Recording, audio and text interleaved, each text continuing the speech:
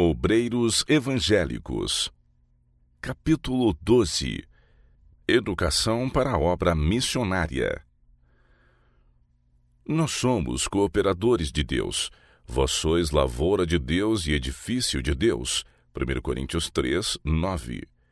O trabalho do obreiro cristão não é coisa leve nem sem importância. Ele tem uma alta vocação, a qual tem de modelar e dar cor a toda a sua vida futura.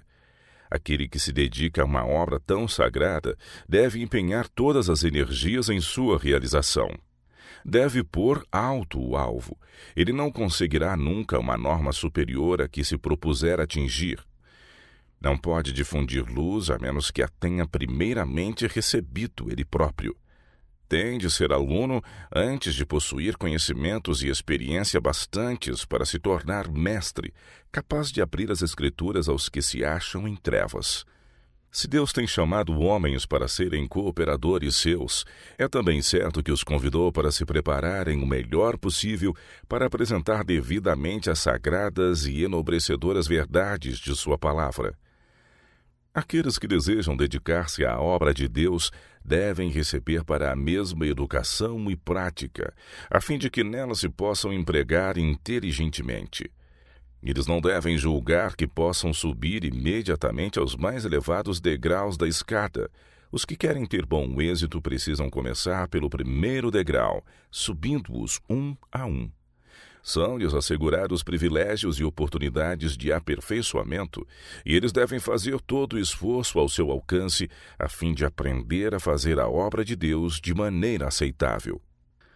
Onde quer que nossos pastores trabalhem, seja na Europa ou na América, devem procurar estimular a mocidade a preparar-se para fazer o serviço ativo no grande campo de batalha de Deus. Todos os que professam ser servos de Cristo têm uma obra a fazer para Ele.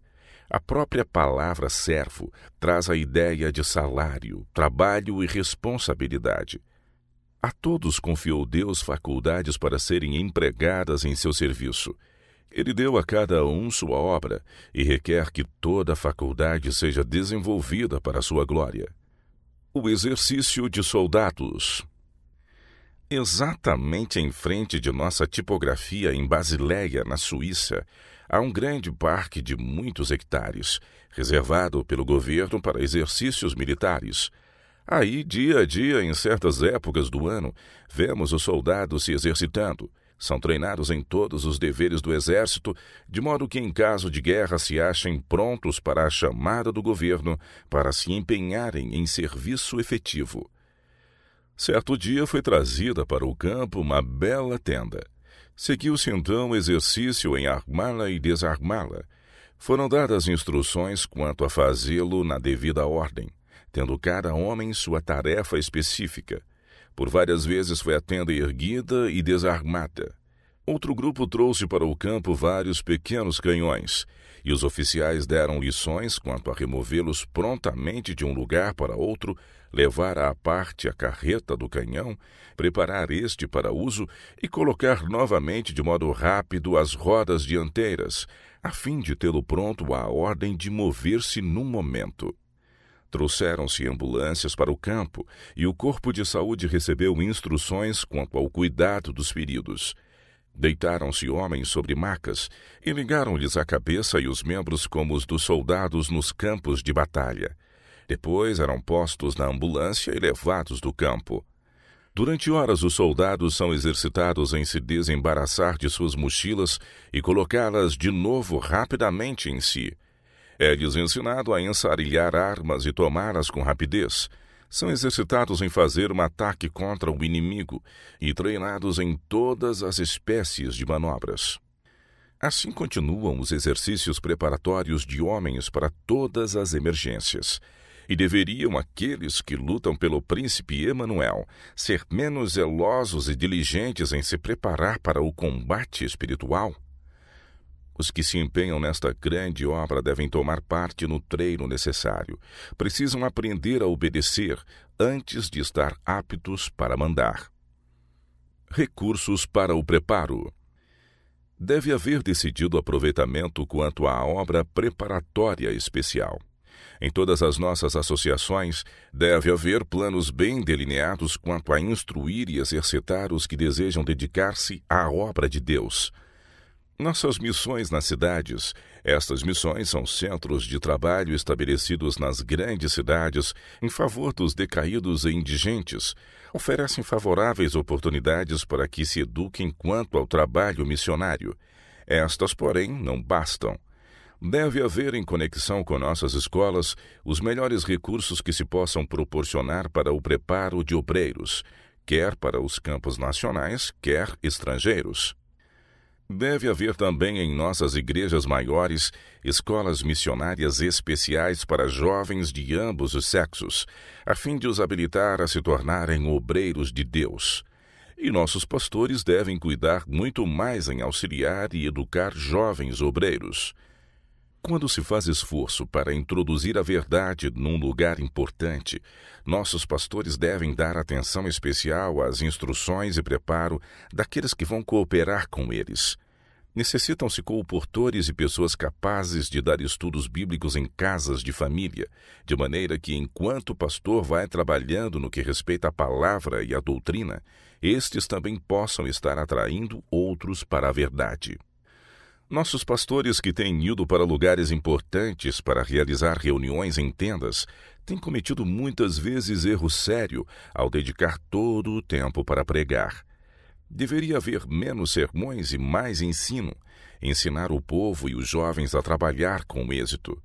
Os pastores devem tornar-se eficientes em ensinar outros a como estudar a Bíblia e em exercitar a mente e as maneiras dos que se desejam tornar obreiros na causa de Deus. E devem estar prontos a aconselhar e instruir os novos na fé, que aparentemente possuam capacidade para o trabalho do Mestre. Todos os que desejam ser obreiros eficientes devem dedicar muito tempo à oração. A comunicação entre Deus e a alma tem de manter-se livre, a fim de os obreiros poderem reconhecer a voz de seu comandante. A Bíblia deve ser diligentemente estudada. A verdade de Deus, como ouro, não se acha sempre à superfície. Pode ser obtida unicamente mediante atenta meditação e estudo. Este estudo não somente enriquecerá o espírito com os mais valiosos conhecimentos, como fortalecerá e ampliará a capacidade mental, proporcionando real apreciação das coisas eternas. Sejam os divinos preceitos introduzidos na vida diária, seja a vida modelada segundo a grande norma de Deus quanto à justiça, e todo o caráter será fortalecido e enobrecido. Quem está buscando habilitar-se para a sagrada obra de Deus deve cuidar em não se colocar no terreno do inimigo, mas procurar de preferência a companhia dos que o auxiliarão a obter conhecimento divino. Deus permitiu que João, o discípulo amado, fosse exilado em Pátimos, onde se achava separado do bulício e da luta do mundo, segregado de toda a influência exterior e até da obra que amava. Então o Senhor podia comungar com ele, apresentando-lhe as cenas finais da história terrestre. João Batista fez sua morada no deserto, para aí receber de Deus a mensagem que devia apresentar. Uma mensagem que iria preparar o caminho para aquele que havia de vir. Devemos, na medida do razoável, esquivar-nos a toda influência tendente a distrair-nos a mente da obra de Deus. E especialmente os que são novos na fé e experiência, devem estar atentos para que, confiantes em si mesmos, não se coloquem no caminho da tentação. Os que lançam mão do serviço devidamente experimentarão a necessidade de ter Jesus consigo a cada passo e sentirão que o cultivo do espírito e das maneiras é um dever para consigo mesmos e exigido por Deus, dever que é essencial ao êxito da obra. Presunção. Alguns dos que pensam tornar-se obreiros missionários julgam-se talvez tão adiantados que não necessitam desse exercício particular. Os que assim pensam, entretanto, são exatamente os que se acham em maior necessidade de um preparo completo. Quando souberem muito mais quanto à verdade e à importância da obra, reconhecerão sua ignorância e ineficiência. Ao examinarem intimamente o próprio coração, ver-se-ão em tal contraste com o puro caráter de Cristo, que hão de exclamar: Para essas coisas, quem é idôneo? Então, em profunda humildade, lutarão diariamente para se pôr em íntima ligação com Cristo. Enquanto vencem as inclinações egoístas do coração natural, dirigem seus passos na vereda em que Cristo vai à frente. A exposição das tuas palavras dá luz, dá entendimento aos simples. Salmos 119, 130. Mas os que põem grande estima na própria habilidade e conhecimentos acham-se tão cheios de importância que não há oportunidade para que a palavra de Deus neles penetre, instruindo-os e esclarecendo-os. Muitos se julgam aptos para uma obra acerca da qual bem pouco conhecem, e se começam a trabalhar confiantes em si mesmos, deixam de receber o conhecimento que precisam obter na escola de Cristo. Estes se acham condenados a lutar com muitas dificuldades, para as quais estão inteiramente desprevenidos. Faltar-lhes-á sempre a experiência e a sabedoria, até reconhecerem sua grande ineficiência. Muitos se têm perdido para a causa devido ao trabalho imperfeito de homens dotados de aptidões, mas que não receberam o devido preparo. Empenharam-se numa obra de cujo manejo não entendiam, e em resultado pouco chegaram a realizar. Não fizeram a 10ª parte do que poderiam ter produzido, houvessem eles recebido a necessária disciplina ao princípio. Apoderaram-se de algumas ideias, procuraram assenhorear-se de alguns discursos, e aí findou seu progresso. Sentiram-se aptos para ensinar quando mal se haviam tornado senhores do ABC no conhecimento da verdade. Têm estado desde então a tropeçar, não correspondendo ao que devem a si mesmos, nem à obra.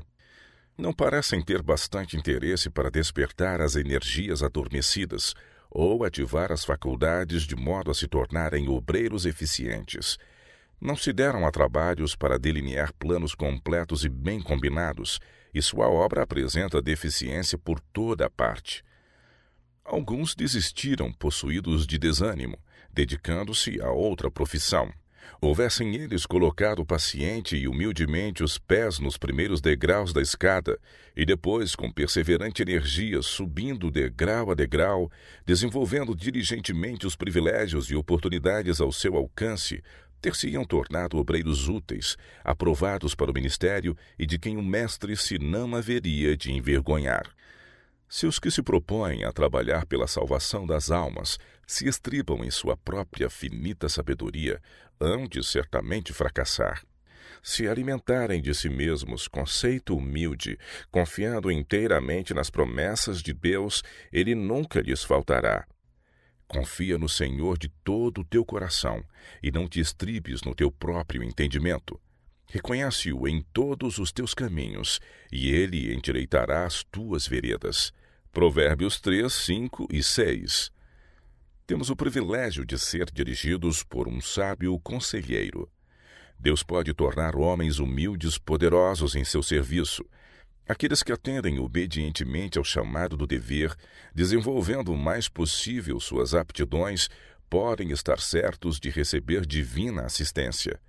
Os anjos virão como mensageiros de luz para ajudar os que fazem o possível de sua parte e depois confiam em que Deus coopere com seus esforços. Todos os que têm decidido tornar-se obreiros de Deus devem ter gravado no espírito o fato de que precisam dar provas de ser homens convertidos. Um jovem que não possua caráter são, virtuoso, não honrará a verdade.